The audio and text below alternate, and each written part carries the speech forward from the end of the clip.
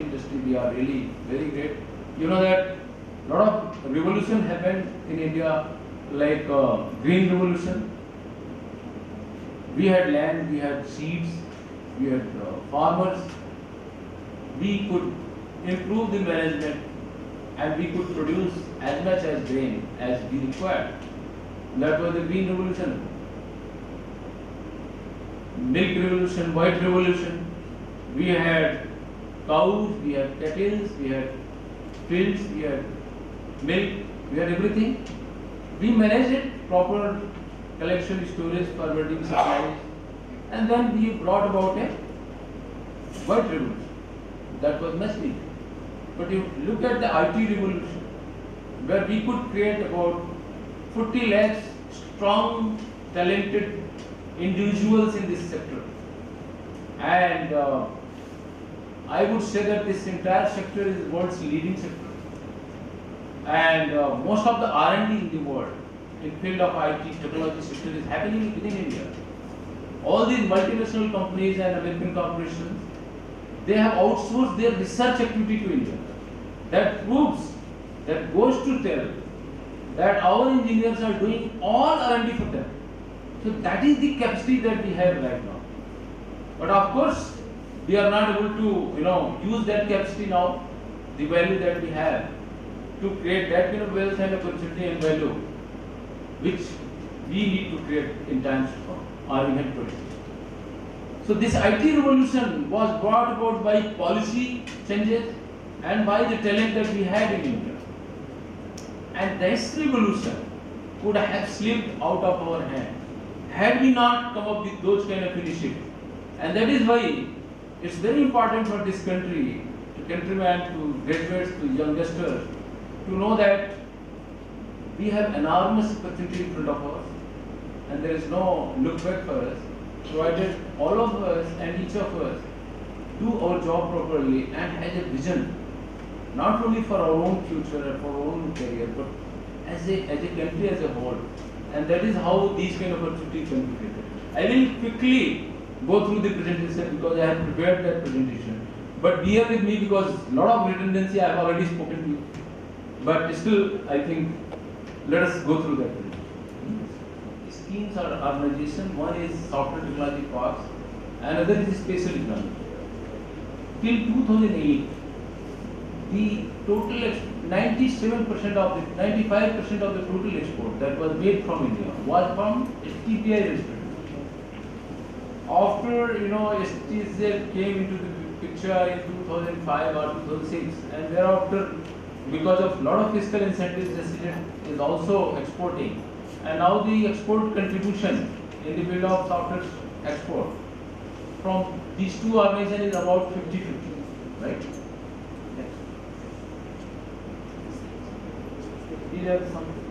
So I would just seek your attention towards this figure.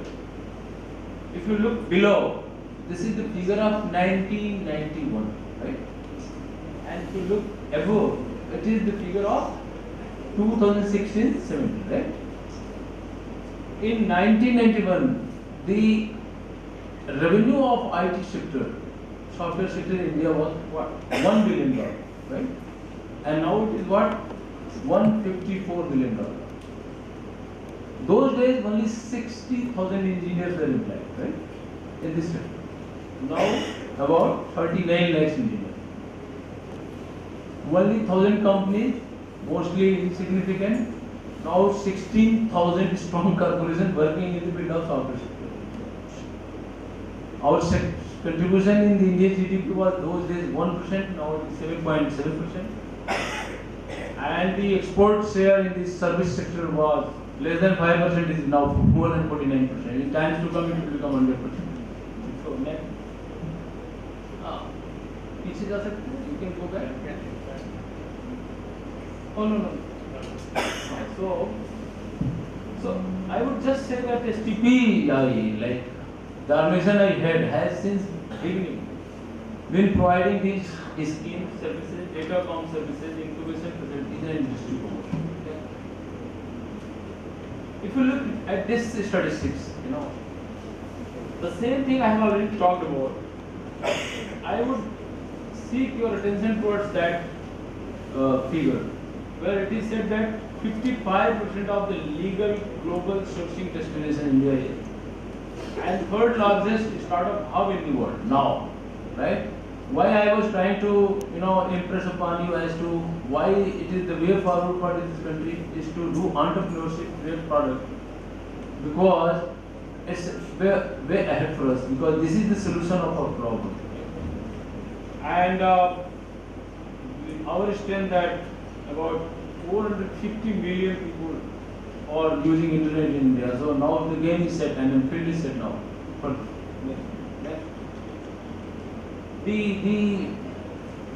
this talks about the total, domain-wise, sector-wise contribution in the Indian IT sector. 54 is BFSI. You know BFSI? Eh? Some of you know? Banking, finance, insurance, right? Services. And these are the high-tech, telecom and all. So this is the distribution of the contribution made by different domains in the field of IT, right? This table another I have already talked, so I will not take much time. So, but only thing I would like you to concentrate on the last thing. When we started in India, what benefit we had? Cost arbitrage. What is cost arbitrage? That in the US, they will have to pay an engineer about $50,000. So if you convert into Indian rupees, how much it is? 30 lakhs? Or how much? I don't know. 30, 35, 40? But in India, if we employ an engineer, we give them 3, 4 lakhs and it's a decent salary, right? So for the same work in US, they will have to hire a salary. It's very simple to understand. This is called cost arbitrage.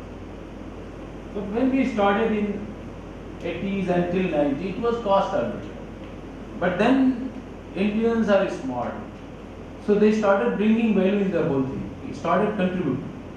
So the second thing that it started was the collaboration.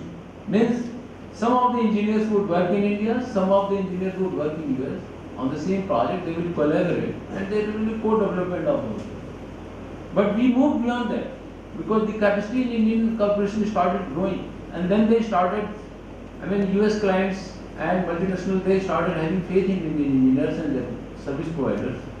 And they started outsourcing some of their critical jobs to Indian companies. So that is called value addition. Right? And then nowadays it is digital business era begins. With the entire business is outsourced to India. As I said, the entire R&D work has been outsourced to Indian companies. If you look at Cisco, their entire R&D happens from Bangalore. If you look at Intel, SAP, everything, all these product companies of the world, they develop their product within India. Only thing is that their IPR is held by the US company. That is the only difference. All engineers, Indian people, and the leadership team is filled with Indians. All the top slots, all Indian people. So, what I am trying to say that India has moved up the value chain. We have been able to come up to that stage where we can lead the entire technology industry in the world. This kind of talent and capacity and strength that we have in India now. Next. So this is the future outlook for this sector in 2025. The entire IT industry is going to be $350 billion. And today it is $154 billion. Right now, if I convert the IT strength of IT industry in Indian rupees, it's about 10 lakhs, 10 lakhs crore rupees, right? Next. The IT industry is not only export oriented, now it is a domestic industry also, and so many digital, we call it digital because so many legacy companies are now becoming digital using IT in a very different manner. So these are the segments of the industry, and these are the projections. Next. This is again the same thing. This is another table, and since this is all mostly women are there, I would say that the IT industry is the only industry in India which implies about 34% of the women, right? And the kind of respect and value system in the Indian mindset has been brought for respecting the women has been brought by the IT industry. The IT industry of this country has really been able to reestablish and reassert those values which India had for women in past. So I would say that IT industry is not only a modern industry, it connects us with our traditional roots also. Because if you will join some IT company, you will find that it is equal opportunity institution, and the IT industry has codes and ethics and practices which put basically the women even in access to the men. I mean, the preference is given and all sorts of support is given so that they can be on the same plane. So 34% of the workforce is from women power. So I think one another figure I would like to talk to you is that Indian engineers, Indian IT companies are able to serve their clients in 40 languages of the world. So this kind of capacity that Indian IT industry has been able to develop, that they are able to serve their clients in Spanish, Japanese, German, Portuguese, English of course, all sorts of Korean, Japanese, Chinese. So from Bangalore, our engineers are able to deal their clients in these languages. These kind of capacity have been created by the IT industry. These are the figures which I have already talked to you. The next. These are the policies which Government of India has created. We have a projection for next. So many initiatives that the government is taking now. You might have heard that Smart City project has come up. Smart City is one initiative that is not merely going to make the city smarter in terms of, because to make the city smarter, you have to consume a lot of technology and IT. And that presents a lot of opportunity in front of us in terms of entrepreneurial development. And that is going to boost the technology sector and the IT sector in this country. It is going to bring a lot of investment and it is going to consume a lot of domestic product, which in turn is going to expand and boost this sector. Next. So, our Honorable Prime Minister of India in July 2015 launched a very ambitious Digital India program. And Digital India program is all about using the technology, IT, as a tool, as a medium to empower our citizens. Technology as a platform, e-government, job creation, giving connectivity and all. So you must be knowing that these things. Next. You might have heard of Make in India, because as a policy, government is promoting Make in India. So this is one initiative that is about that come and make in India. Even if you hold a patent, IPR in your in any country, you can produce within India and sell here. So that is in a way to create jobs within this country, so that our foreign revenue doesn't go outside. So Make in India is about. And the next move of the country will be to Made in India, where India would propose and establish itself as a quality manufacturer, where people will look at a product and say that, oh, this is the product made in India. So that is the way forward for us. Let us start with Make in India, which is already in the road. Next. Startup policy, that it's a very ambitious policy, and it is to just use the opportunity that has been presented before us. So this policy is about incentivization, simplification of rule, doing away with the Inspector Raj, automatic simplification, income tax exemption, IPR recognition, and most importantly, the Startup India initiative is about defining what is product, what is service. So that is going to create a kind of environment where the startups will be able to take all those benefits with less hassle. So you can see that India is third largest startup nation in this world, and as a program, 39 startups have been recognized by the government in terms of giving those benefits incentives and recognition. And more than that, now about 1,500 startups have been recognized for the first phase. So the next phase will be that they will develop the sub product and thereafter they will be recognized for incentive. So this is the figures. I don't think it would you can. I will leave the presentation. Any of you could look at that. It's not my figure. It is all open, public information. Next. So next. So another important thing is about Aadhaar. Look, I cannot resist talking about that.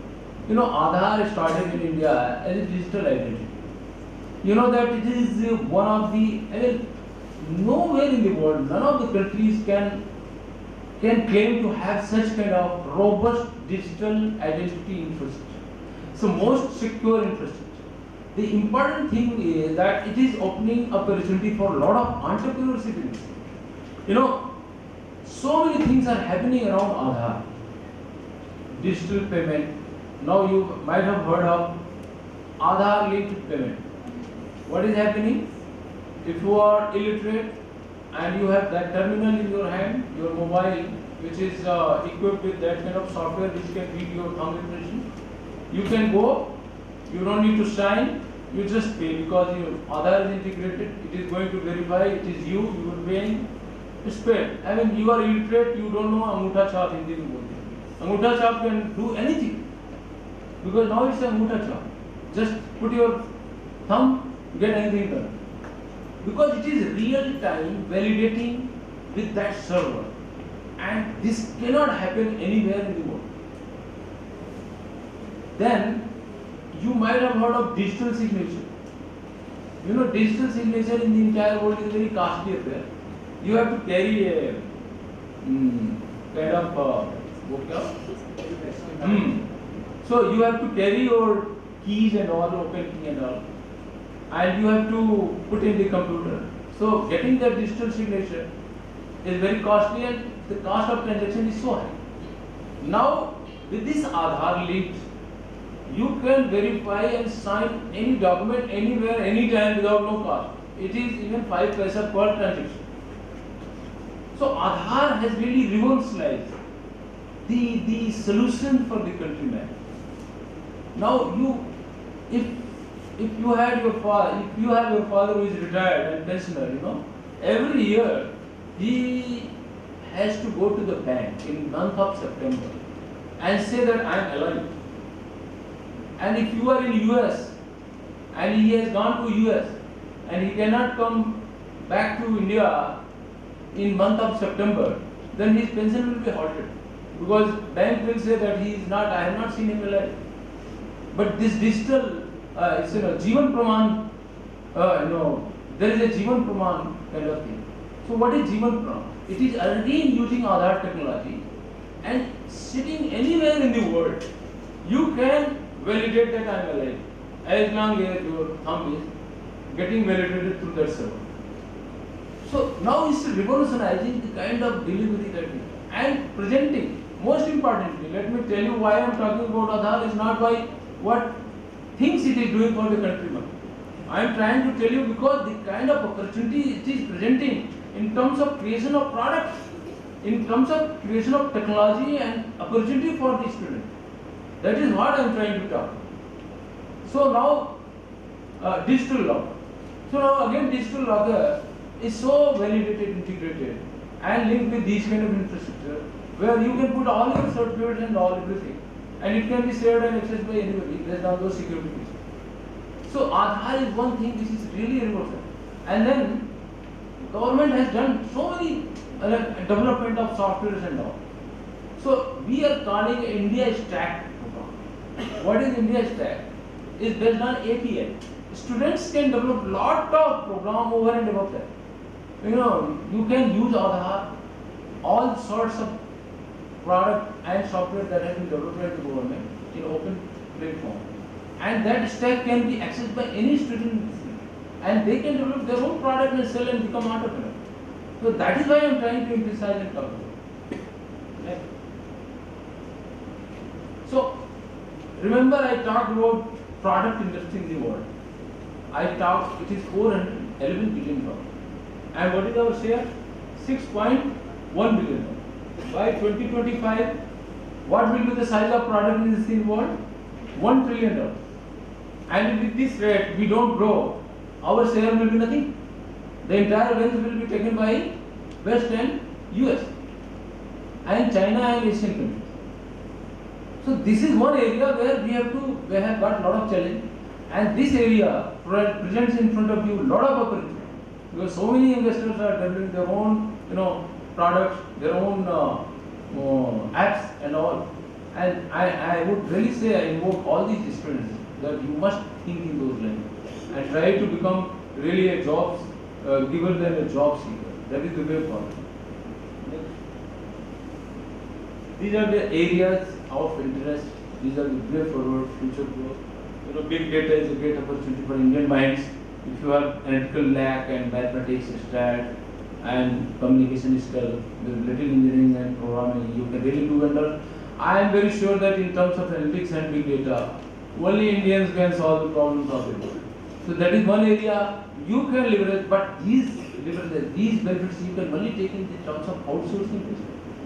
In terms of capturing the market, product market, electronic market, you have to be innovative. I mean, you can be used by people because you are analytical, your mathematics is good, your analytical capability is good, your generations have been doing good in logic.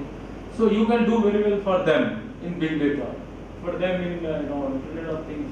Even this artificial intelligence and virtual reality, robotics and all. Most of the Indian brains are behind the development of these. But only thing is that we are not able to create these things into a product which can help this country in that. ESDM sector I talked about. This is the kind of challenge that we have. This year, the import of the electronic goods was in the tune of between $80 to $9 billion, $80 to $90 billion. And the projection of the import total value in terms of electronic consumption in this country is $400 billion. And if $300 billion gap is going to be by year 2020, every year, and this $300 billion you can convert into the job. It is about 30 lakhs job which can be created by $300 billion. And this 28 million jobs, I'm sorry. 28 million jobs, because the electronic sector creates all sorts of jobs, not only engineers. So 2.8 crore jobs that we are going to lose if we don't fill this gap fast. And that is where the government is working very hard. So many initiatives are in place, but government alone cannot make much difference. All of us have to do. So these are the figures I have already talked.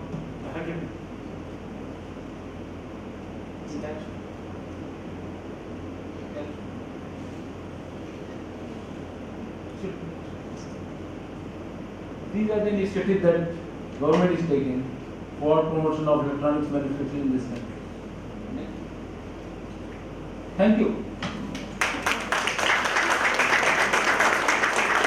But my address is not complete.